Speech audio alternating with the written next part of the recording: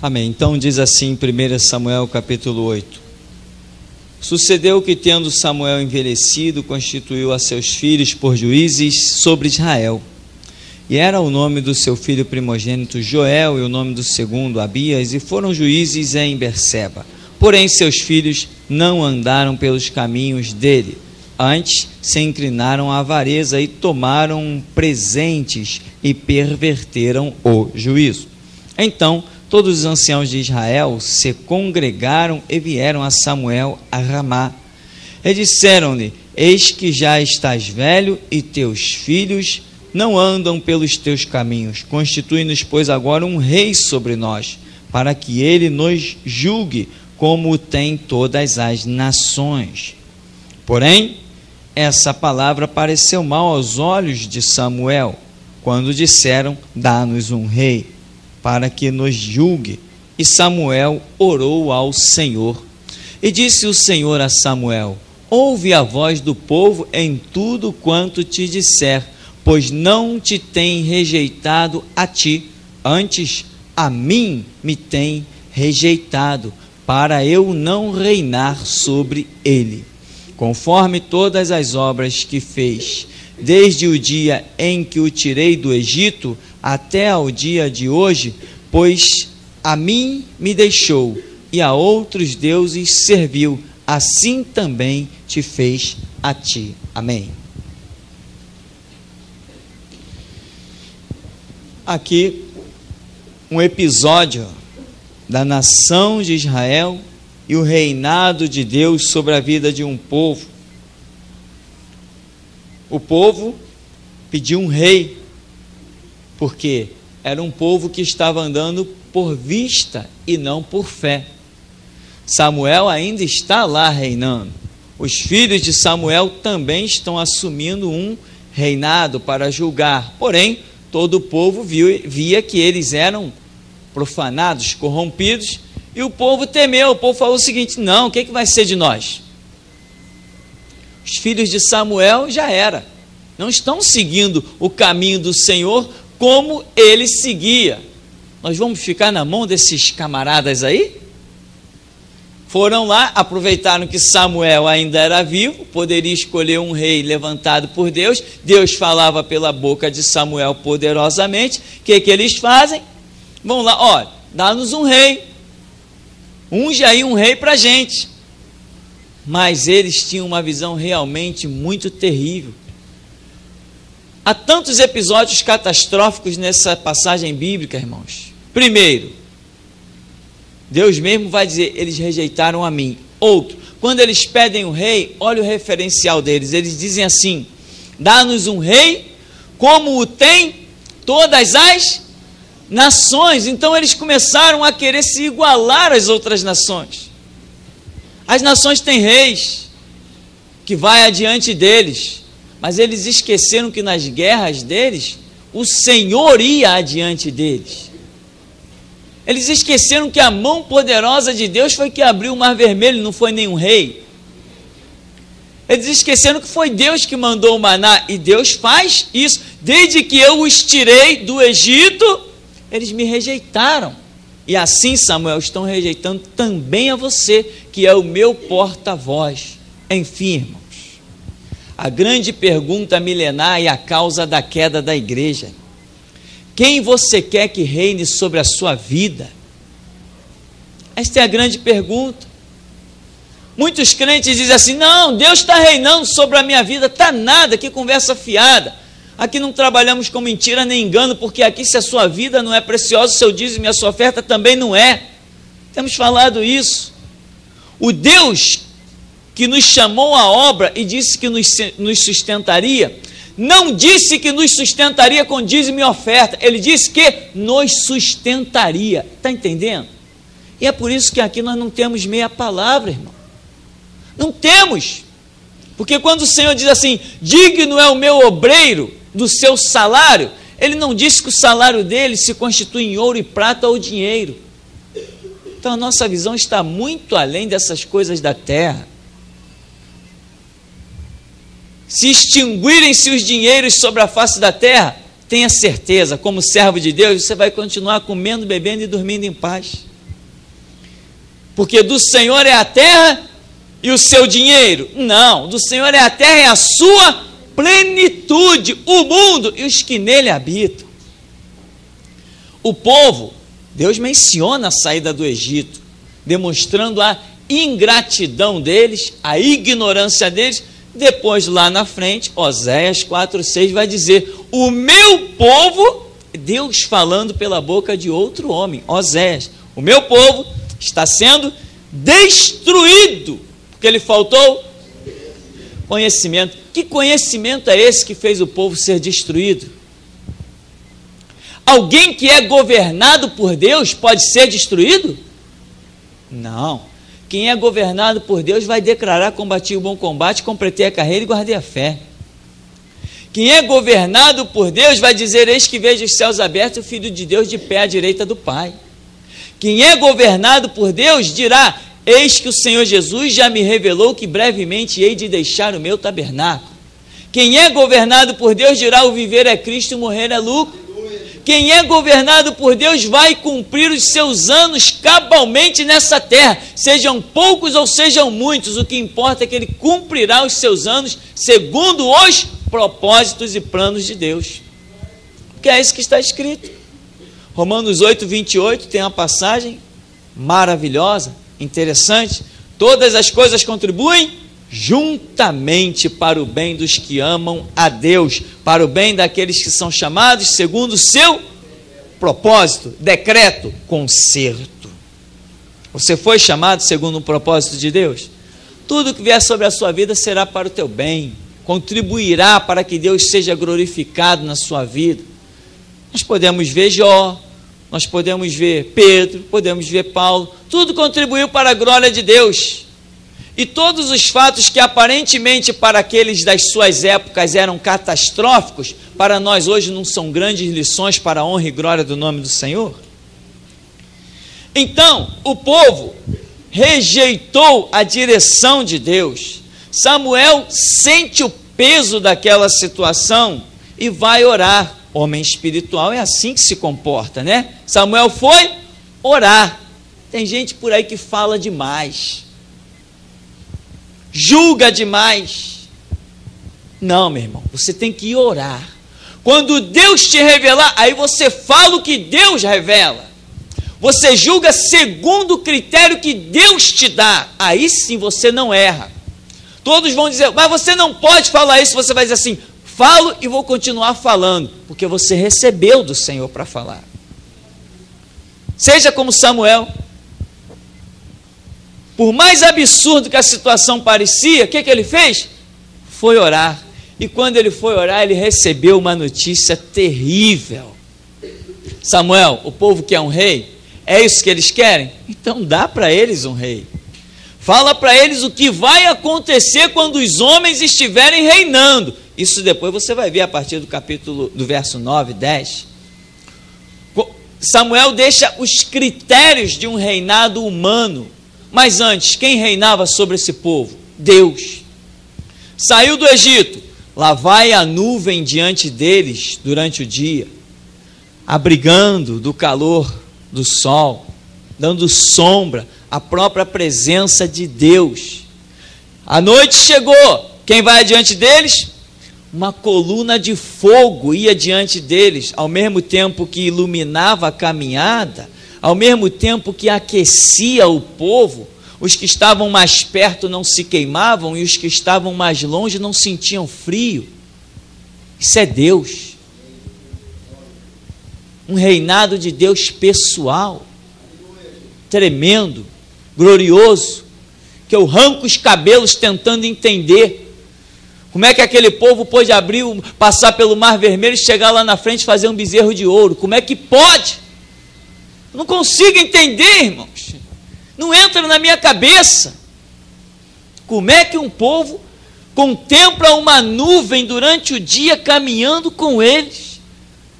Aquela nuvem vem caindo à tarde, ela vai se transformando num rubro avermelhado e vai se transformando numa coluna diante do povo e vira uma tocha viva de fogo. O povo contempla tudo aquilo, glória a Deus, aleluia, e lá na frente vai cultuar, vai dançar para um bezerro de ouro. Hoje, olha o que é Israel. Justifica ou não justifica? O juízo, a mão pesada de Deus sobre eles. Porque a Escritura diz, a quem muito lhe é dado, muito lhe será cobrado. E horrenda coisa é cair nas mãos de um Deus vivo. Mas nós conhecemos Deus. Não conhecemos? Conhecemos. Mas Israel também conhecia. E como conhecia? Aí, dá-nos um rei, porque todas as nações têm rei. Irmãos, as nações têm seus reis, mas você é igreja e tem o seu Deus. As nações têm os seus conselhos e os seus conceitos e as suas organizações, mas você, como igreja, já tem decretado por Deus as suas próprias regras. Quem se constitui amigo do mundo, torna-se inimigo de Deus. Nós temos pregado para fazer diferença clara e radical do que é mundo e do que é reino de Deus. Eu sempre lembro da moeda, que os hipócritas foram tentar Jesus, chegaram com a moeda, de quem é lícito pagar tributo a César? Jesus perguntou, de quem é a esfinge nessa moeda? Ah, é de César. Então, hipócritas, por que me tentais? Dai, pois, a César o que é de César, dai, pois, a Deus o que é de Deus. Eu sempre digo, irmão, do outro lado da moeda não tinha a cara de Deus pregada nela. Entende? Porque Deus nunca divide o seu reinado com o homem. Ele é Senhor absoluto. Você serve a Deus? Claro que nós servimos a Deus, mas nós temos que provar isso na hora em que as coisas estiverem adversas, contrárias. Quando a peleja se tornar renhida, você ficar com o coração de pé diante de Deus e dizer, não, eu confesso meu Cristo. Eu não abro mão do que diz a Bíblia. Mas a lei diz, eu só reconheço uma lei chamada Bíblia. Ela é lâmpada para os meus pés e luz para o meu caminho. Nenhum congresso conseguirá formular uma lei que me leve ao trono do Pai. Mas a Bíblia me leva ao trono de Deus. A minha Bíblia diz, se vós estiveres em mim, as minhas palavras em vós, pedireis tudo o que quiser e vos será feito. Você tem falado com Deus? Você tem visto a resposta de Deus? Você tem sentido Deus? Contemplado o livramento de Deus? Tem recebido a cura de Deus? As portas abertas por Deus? A provisão vinda de Deus? Por que você vai trocar o reinado de Cristo sobre a tua vida pelo reinado de um homem? Foi o que Israel fez. Dá-nos um rei. Teus filhos não estão andando no teu caminho? Ora, que importa?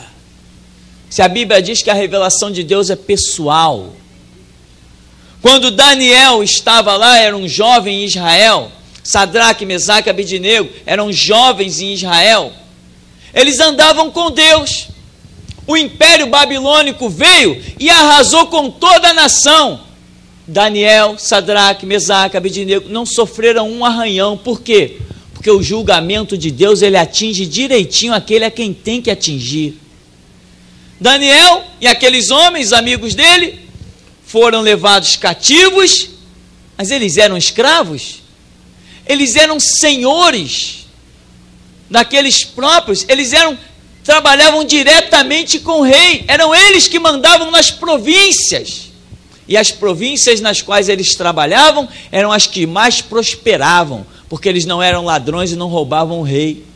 E o rei, cada vez mais, os amava. Por quê? Porque a mão de Deus estava sobre eles. Eles eram cativos, mas eram felizes. Eles eram cativos, mas eram senhores. Babilônios e outros mais, quando queriam alguma coisa, tinham que chegar lá e pedir a Daniel. Tinham que pedir a Sadraque, Mesaque e Abednego. Por quê? Porque quando o juízo de Deus veio sobre Israel, não veio sobre Sadraque, Mesaque, Abednego e Daniel. Aqui, eles dizem, teus filhos não estão andando no caminho do Senhor. E pouco importa, irmão. Se você tem uma vida com Deus, não importa aqueles que não estão andando com o Senhor, anda você com o Senhor. A sua vida espiritual não depende de outro. Se você não transgredir, ela não vai depender.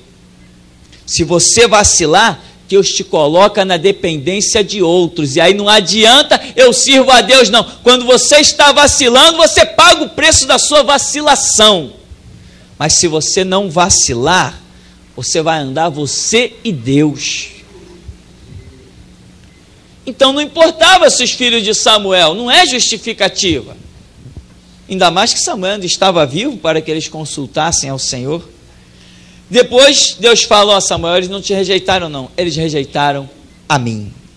Vem Jesus vendo que Israel fracassou, largaram a teocracia, né? Para assumir o reinado, achar que um homem reinando seria melhor para eles. Deus tentou escolher homens melhores, mas não deu certo não. Nós vamos vendo que os problemas vão se avolumando em cada rei. Agora, vem Jesus, e eu imagino um pensamento bem humano. Israel fracassou, vou começar tudo de novo, vou tentar novamente. Mateus 16, 18. Quem dizem os homens ser o filho do homem? Olha, uns estão dizendo que isso é Elias, Jeremias, João Batista, um dos profetas aí que ressuscitou dos mortos. Jesus falou assim, agora que eu invisto tudo, vamos ver se a minha pregação foi útil ou inútil. E vós, quem dizeis que eu sou? Pedro sai do meio de todo mundo e diz assim, tu és o Cristo, o Filho do Deus vivo. Jesus falou assim, eu posso recomeçar tudo de novo. E eu te digo que tu és Pedro, e sobre esta declaração incontestável, porque não foi carne nem sangue que te revelou, mas meu Pai que está no céu, sobre esta revelação que os céus estão abertos e os homens estão recebendo, eu edificarei a minha igreja, e as portas do inferno não prevalecerão contra ela. Jesus recomeçou tudo de novo,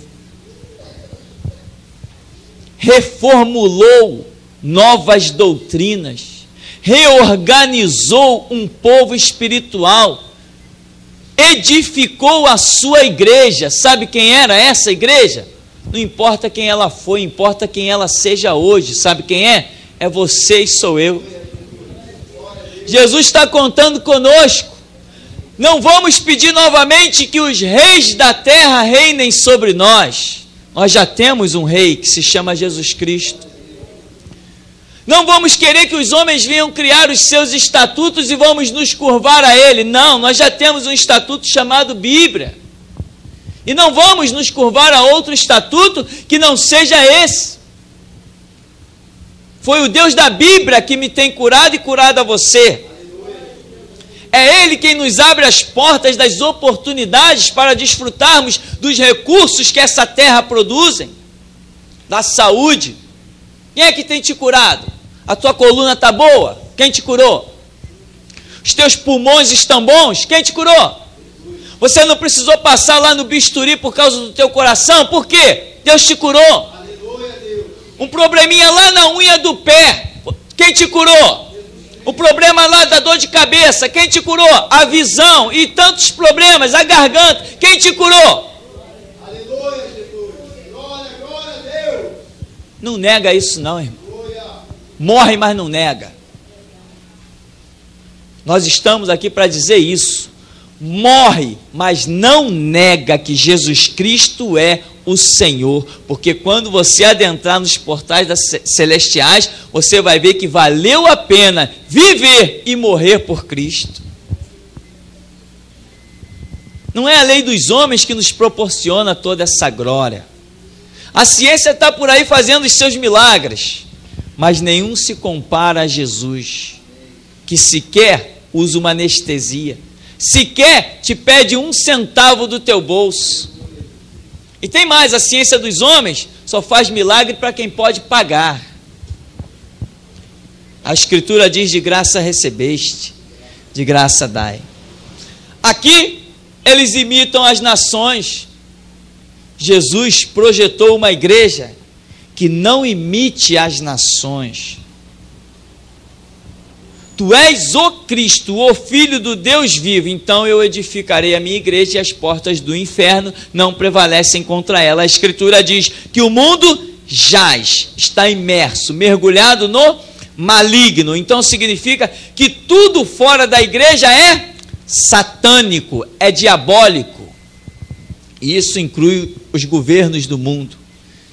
Aliás, governos do mundo, os nossos governos, o que mais eles fazem é ir nos terreiros de macumba oferecer seus bois. Na Bahia, então, nem se fala. E o que tem de crente que faz parte desses partidos políticos, ou seja, o que tem de crente que pensa que é crente, porque eu já falei e repito, e tenho que repetir em lugares onde Deus vai nos abrir as portas. Pastor é pastor, político é político. Quando o pastor vira político, ele também vira palhaço, instrumento do diabo. Pastor que se preza não entra para a política. Política é lugar de aliança, alianças partidárias. Não adianta você chegar com um bonzinho, crentinho, que você não faz nada, você não é eleito a nada, isso é conversa fiada. E esse negócio de partido cristão é outra pilantragem que algumas organizações religiosas criaram para enganar você e roubar o seu voto. Eu não voto em ninguém já há muito tempo. Meu voto eu não dou para ninguém porque eu não acredito neles. Eu só voto em Jesus Cristo. Ele honra a palavra que Ele me tem dado. Ele tem honrado, como Ele disse que 1000 cairiam ao meu lado, 10.000 à minha direita, eu não seria atingido. Ele tem me honrado. Ele disse que ia banir as enfermidades da minha vida e Ele tem honrado. Ele disse que me daria a prosperidade, a felicidade, os novos horizontes e Ele tem honrado. Eu só voto nele. Eu não voto em ninguém. Meu voto não é para ninguém. Então, meu irmão, a igreja está edificada. Agora, você pode ser iludido, como por exemplo, a Assembleia de Deus de Madureira, com mais 1.200 pastores, reuniu lá todo mundo e botou o presidente do Brasil para ir lá pregar para eles. E o presidente, como um bom político, falou uma frase muito bonita, que está no jornal O Dia, no dia 9 de setembro de 2006, na página 13. Somos todos crentes, somos todos brasileiros. Mas eu também recebi via internet um documento mostrando que o mesmo presidente que disse somos todos crentes, somos todos brasileiros, está aliançado com os terreiros do candomblé. Também lá ele deve estar dizendo, somos todos candomblecistas e somos todos brasileiros. O presidente pode até ser um crente, mas eu me nego a ser um crente como ele. Eu não sou crente como ele. E eu pergunto, o que é que você tem que ouvir isso? Quem tem que ouvir isso é ele. Por isso a minha oração é: Deus, abre-me as portas. Porque essa nação precisa conhecer que ainda há um povo que não dobrou os seus joelhos a Baal. Essa nação precisa conhecer que ainda há um povo que crê que o anjo que alimentou Elias no deserto está vivo. Essa nação tem que conhecer que o anjo que foi liberado no arraial assírio e matou 185 mil, ainda está com a sua espada em punho esperando a ordem do Senhor. Esta nação tem que conhecer que Jesus Cristo é o mesmo ontem, hoje e eternamente. É por isso que você foi chamado para este lugar. Deixa eu te dizer uma coisa, meu irmão.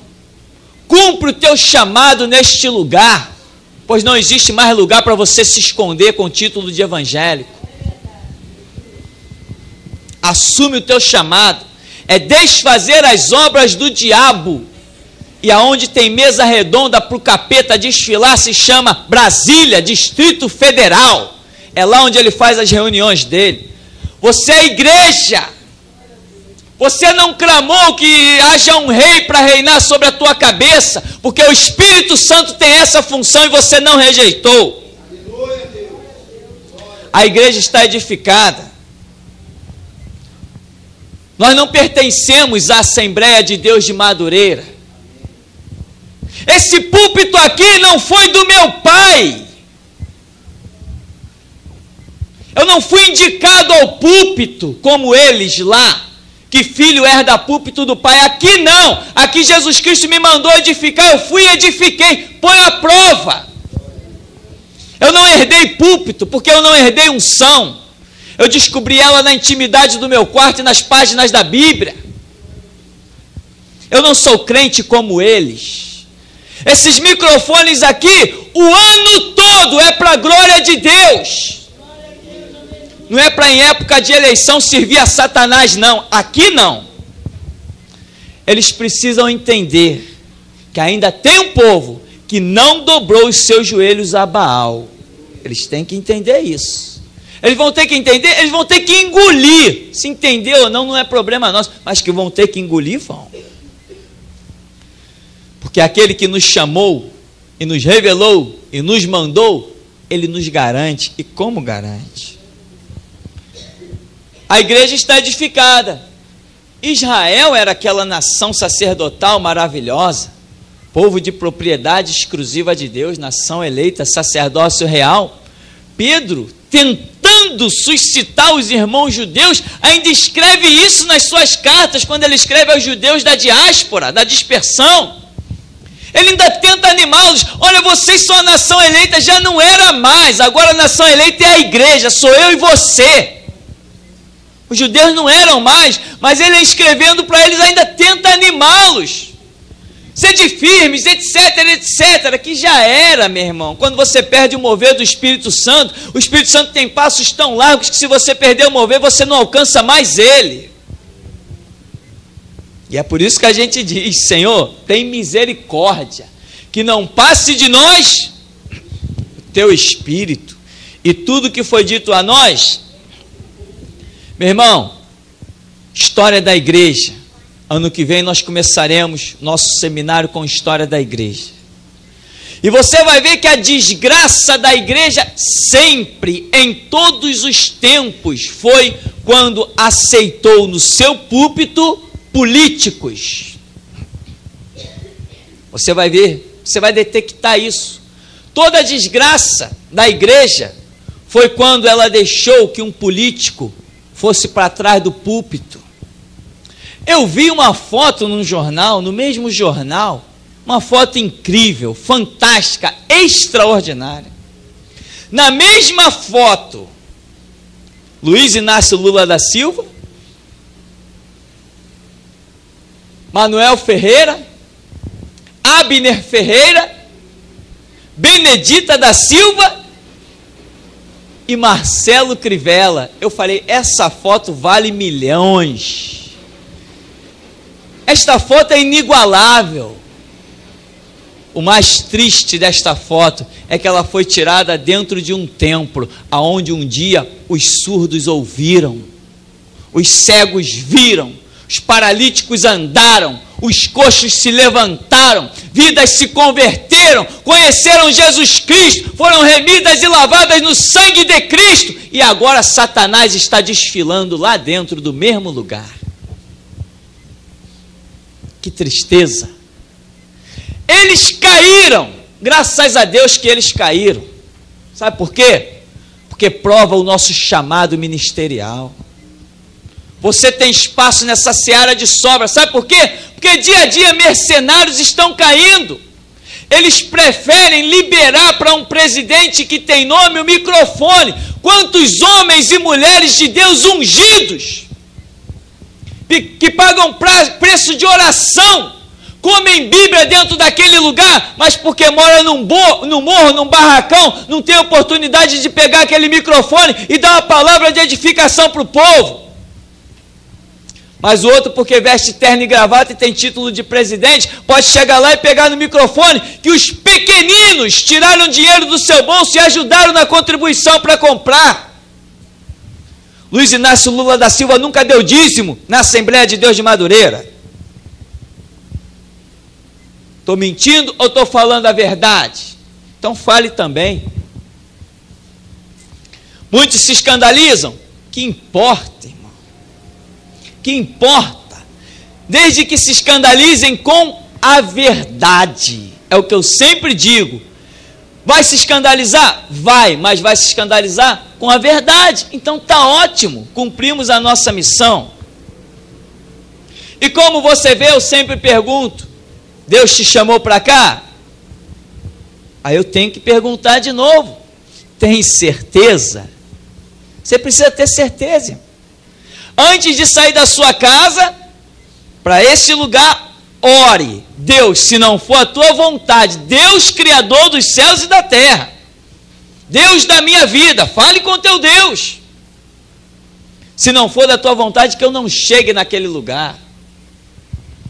Já tem gente dizendo que Deus tenha misericórdia da minha alma. Já tem gente dizendo que eu vou dar conta pelas minhas palavras. E eu rio, irmão, é o meu momento de lazer, quando as pessoas começam a me falar tudo isso. Já tem gente dizendo que eu vou pagar caro. Já tem gente dizendo que quando a mão de Jesus, essa que está me pegando no colo, eles estão dizendo, cair sobre mim que eu vou ver só, como é que eu vou pagar pelas minhas palavras? Eles não sabem que eu nunca vou pagar pelas minhas palavras. Eu só pagarei se eu anular as minhas palavras. Enquanto eu falar, eu sou bem-aventurado e vencedor, porque foi para isso que Jesus me chamou, para falar. Mas se eu me calar, para nada mais prestarei, a não ser lançado fora e pisado pelos homens. Porque se o sal se tornar insípido, para nada mais presta. Eu sou igreja. Jesus tentou de novo. Eu te garanto uma coisa, meu irmão, comigo ele pode contar. Se depender de mim, a palavra de Jesus não voltará vazia mesmo. Ela cumprirá o que lhe apraz. Se depender de mim, enquanto eu viver nessa terra, o Espírito Santo tem um homem com o qual ele possa contar. Acredite. Se depender de mim, o Espírito Santo terá sempre uma obra a realizar nessa terra. Eu não abro mão de servir a Deus. Eu não agrado a ninguém. Não agrado a ninguém. Acredite, irmão. A minha preocupação não é agradar a ninguém. Eu consulto ao Senhor. Quando Ele me fala, eu me apresso em cumprir e acabou a história. E nos últimos dias, Deus não nos tem dado uma mensagem como era de costume. Nós temos chegado a este lugar sem absolutamente nada a ser dito que esteja escrito em papel. Nada. Eu questiono. Nos últimos dias já não questiono mais, mas antes questionava demais. Senhor, como é que é isso? Senhor, como é que é aquilo? E ultimamente eu já não questiono mais, porque eu sei que Deus já não quer que eu pense mais nada, Ele quer que eu simplesmente abra a boca e Ele fale. E como diz a Escritura, quem tem ouvidos para ouvir, ouça o que o Espírito diz às igrejas. Jesus decreta leis para a sua vida, sim ou não? Sim, claro que Ele decreta leis para as nossas vidas, mas os homens também decretam suas leis e querem que nós nos curvemos a ela. Você é a igreja? Siga a lei de Cristo, não abra mão dela, não se curve à lei dos homens, ela vai te arrancar do altar de Deus, pode ter certeza. Pode esperar, cumpra a lei dos homens que ela vai te arrancar do altar de Deus. Nessa denominação que eu citei, que já não serve mais a Deus, lá estavam todos eles jubilosos, porque receberam um prazo para reformular o estatuto da igreja. Foi só isso. receberam um prazo para reformular o estatuto da igreja. Que coisa impressionante, grande glória. Então resolveram apoiar o partido em questão e o candidato em questão. Por quê? Ele deu um prazo para reformular o estatuto. Eu tenho que rir, irmãos. Esse estatuto aqui, ó, não precisa ser reformulado. Você já tem ele. É por ele que você tem que andar. O outro é muito bom. Quando as gavetas ficam muito leves, que você abre assim que ela cai no chão, bota o outro estatuto lá, para ela não cair no chão. Te dá um apoiozinho maior. Estatutos que os homens criam, meu irmão, é para a gente olhar, comparar com a Bíblia e zombar deles. Nós não andamos segundo os estatutos que os homens formulam nos seus cartórios. Nós andamos segundo aquilo que é lâmpada para os nossos pés e luz para o nosso caminho. Bíblia é isto que nos dá a razão de viver. Quantas vezes eu pego esse livro nas mãos e choro e digo: Jesus, obrigado pela Bíblia, porque se não fosse a Bíblia, eu e você estaríamos hoje comendo as comidas lá na encruzilhada, que nem um cachorro. E eu digo: Jesus, meu Deus, se com a Bíblia abundantemente em tudo que é esquina, vendida e distribuída, homens de Bíblia na mão estão conduzindo vidas ao inferno, imagino que seria da gente se não existisse esse livro preservado. Se de Bíblia na mão eles se corrompem, imagino que seria sem a Bíblia. Mas você não vende Jesus Cristo como um produto barato e não troca a posição espiritual pela natural. E diz um salmo, se não me falha a memória, o 15, que diz: o cidadão do céu.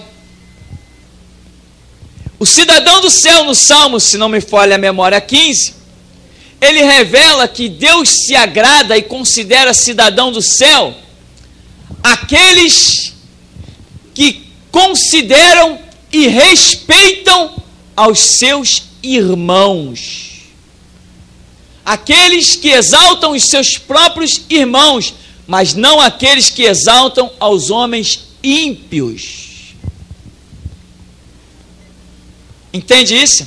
Você vai conferir depois o salmo. Se não for esse número, procura que você vai achar. Então, é este, né? Que benção. Então, querido, para encerrarmos, você é crente? Um crente segue as suas leis. Você é discípulo de Sócrates? Tem gente por aí que é discípulo de Sócrates. Tem que seguir as leis de Sócrates. Tem gente que é discípulo de Aristóteles. E ele começa com as filosofias de Aristóteles, de Platão. Tem outros que são discípulos do maometismo. E eles seguem. Tem outros que são discípulos do espiritismo. Eles seguem. Tem gente que é discípulo do catolicismo e vai seguindo. Você é discípulo do cristianismo. Siga esta lei que você vai ver quem é Deus na sua vida. Então Jesus Cristo disse: eu edifico a minha igreja e as portas do inferno não prevalecerão contra ela. Para encerrar, eu quero dizer para você, fora do contexto, simplesmente: entra no teu quarto, fecha a tua porta e fala com teu pai. E diz a Escritura: o teu pai que te vê no oculto te recompensará publicamente. O Senhor nos abençoe em nome de Jesus.